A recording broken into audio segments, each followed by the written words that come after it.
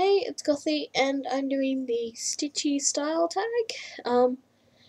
I can't remember off the top of my head who did the original tag. I've seen it floating around a lot, and I've been making mental notes. I need to do that tag, I need to do that tag. And this is the first chance I've really had to do it. So, I was gonna stitch while doing this, but I've gotten to like the end little bit of the floss, and I don't want to set more up just yet. I'm playing. Oh, I might start setting some up. Preload some needles. Let's do it. Okay. Yeah, internal little, not so internal monologue there. So favorite fabric. I usually stitch on 14 or 18 count Ada. I'm starting to look at 20 and 22 counts as well, although 22 count is technically hard now. But yeah, I'm looking at 20 count as well. I have a piece that I haven't started stitching on yet, but I will be. I sort of figured out how to use 25 count, but I'm not sure quite yet. I haven't actually used it. We'll see how I go. And yes, that's what I use. I generally don't grid. I just stitch. So, I also like my hand-dyed fabrics. I love my hand-dyed fabrics. I have a whole box of them, so that's probably not a surprise. Hoop or frame? I mostly work with hoops. That's all that was available to me for, well, ever, really.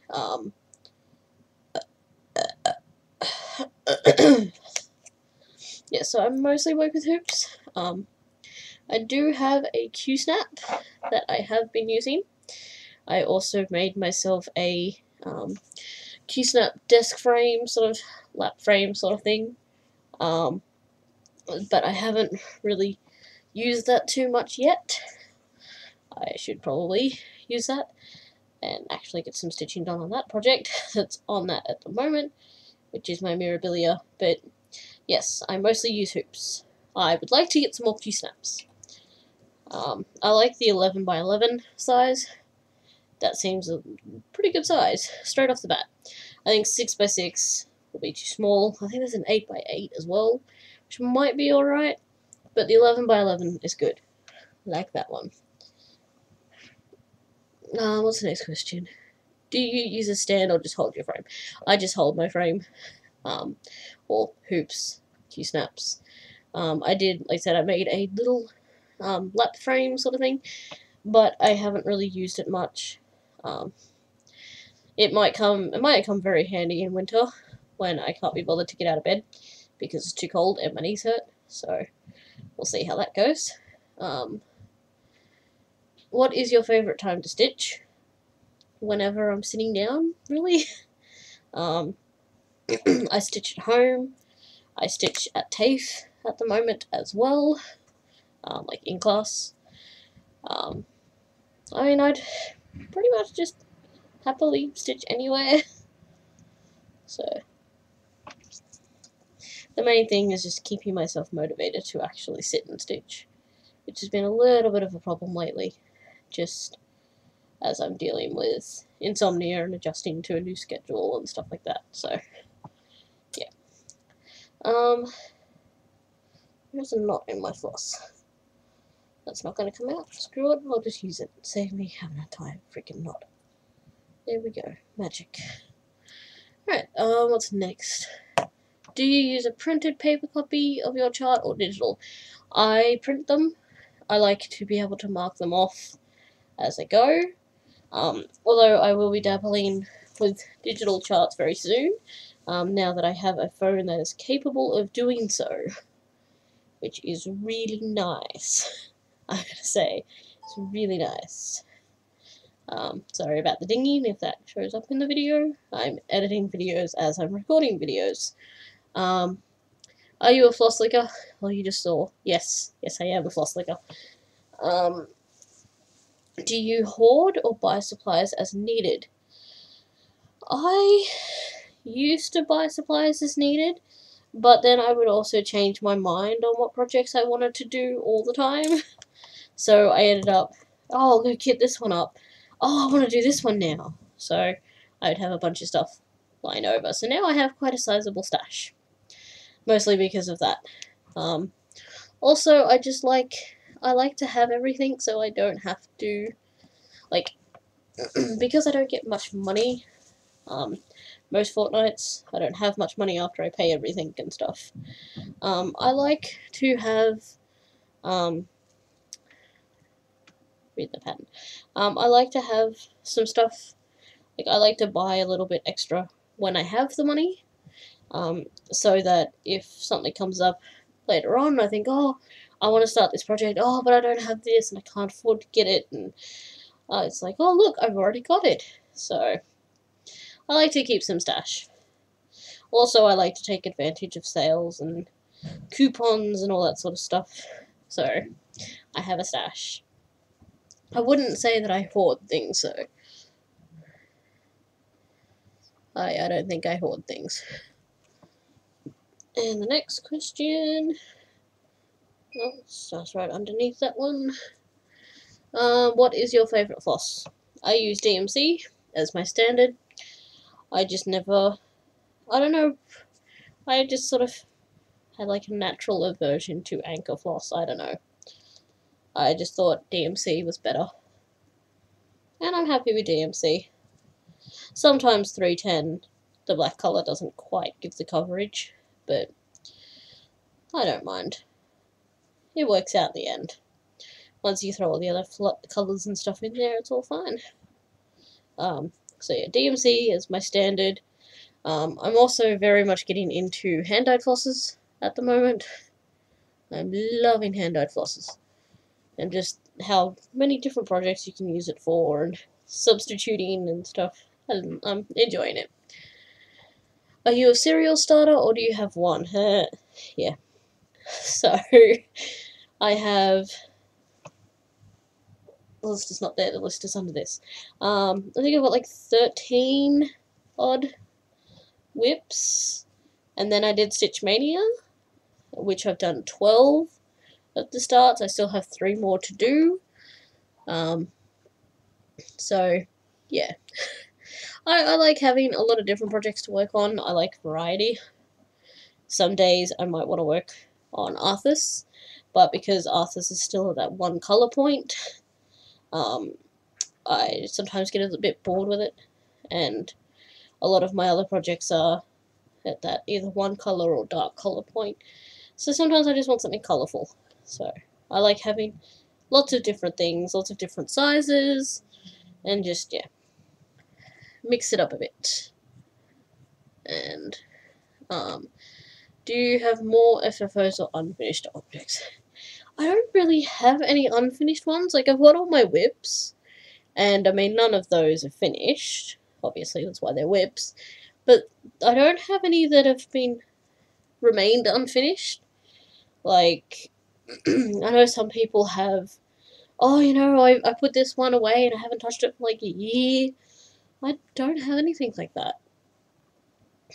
So, I mean, I have a lot of works in progress at the moment, but I will finish them. So, I wouldn't call them UFOs. And I have a lot of completed pieces. They are in my drawer there. But I don't have a lot of finished pieces. Just because I don't really have a lot of space to display things, as you can see.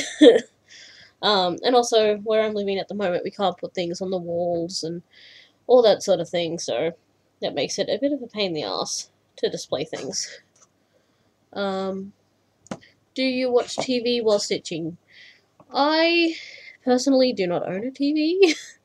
I do watch a lot of TV shows on my computer. I watch movies, I watch FlossTube, I watch YouTube in general, or I play games and just, you know, put a few stitches in when I'm waiting for stuff or flying somewhere, that kind of thing. But yeah, I like to do multiple things at once where I can, and if I'm not watching something or playing something, I'm listening to music. So There's always noise. I like noise. Don't like silence, I like noise. What's next? Do you mostly stitch alone, or do you ever get together? Not in person. Yeah, I jump in some of the hangouts sometimes when I can. But I haven't stitched with people in person since I learned to stitch. Back when I was in high school. Like, I know a few people who stitch, but I'm also still just really shy. So, yeah, mostly stitch alone. Although I have had a few times where I've sat down and Andrew sat in the room and stitched with me as well, so that's kind of cool. And done that little square, and that little square. Okay, and next is, where am I up to? Up to 13? Yes. Do you like to experiment and alter things with your charts, or do you stitch them just as written? Depends on what I want. I altered the chart for the St. Patrick's Day stitch along that I did. There's a little bit of Irish in all of us on St. Paddy's Day. I did Sinclair instead of Irish, so fairly small modification, but it also meant that I had to change the length of the border and stuff like that. But that's probably the only thing I've done recently that's changed something. Apart from that, I just like to change colours here and there sometimes if I think it's appropriate. Yeah. What's the next question? Do you bobbinate floss? Yes, I do. See? Bobbins. I also tend to put, like, if I've been stitching a bit and I have 2 or 4 strands left, I still put it back on the bobbin because they can come in handy. So, I did try the bag method for a little while, little floss bags. Wasn't for me. I didn't like it. It just actually kind of really annoyed me. Do you start a project in the middle of your fabric or at the corner? Depends on the project. So far, my big ones that are full coverage, I've started at a corner. Whether it be at the top or bottom, depends on the project. Otherwise, I start somewhere in the middle. It just sort of depends on the project, the fabric, and how confident I am that I know how much fabric it's going to take up as well. That's another big one. I'm very untrusting. I was doing this Elvis project for my mother, and it told me you're going to need this much fabric. Okay, cool. I added an extra inch or 2 on each side, and it was still too small. So I ended up quitting that project. I salvaged the fabric that I hadn't stitched on yet and threw the rest out, and I didn't restart it because I'd spent 3 months on it and I'd done a huge chunk of black because the pattern was mostly in black. And I just, no, I can't do any more. I'm over it now. Fabric's too small. No, it's gone. It's going. See you later. Do you have a whip rotation? Not really. I have a system that I use, and some people have been asking me about this, so I will actually... Where did I put the sheet? That is one of them. Where is the other one? That was a good question. Where is the other one? It's usually hanging up there. Where have I put it? There it is. Alright, so, to keep track of my projects, and as I said, someone was asking about this too. So these are my whips. And what I have is, along the top, I have the month, and I started doing this in February. Then I've got the projects. So, a blue colour is, blue is when I started a project. Red is the month that I finished it. For the St. Patrick's one, I was going to finish it in the same month, but I ran out of floss and it took a little while for the floss to show up. Green means that I've done the minimum 100 stitches on the project that I aim for every month, and that's pretty much it. So March was a pretty good stitching month for me. I got stuff done on most of them. Yeah. So then I also have done the same for my Stitch Mania projects. So this one starts from May. So they've all been started in May. This one at the top has been finished. And there are 3 that still haven't been started.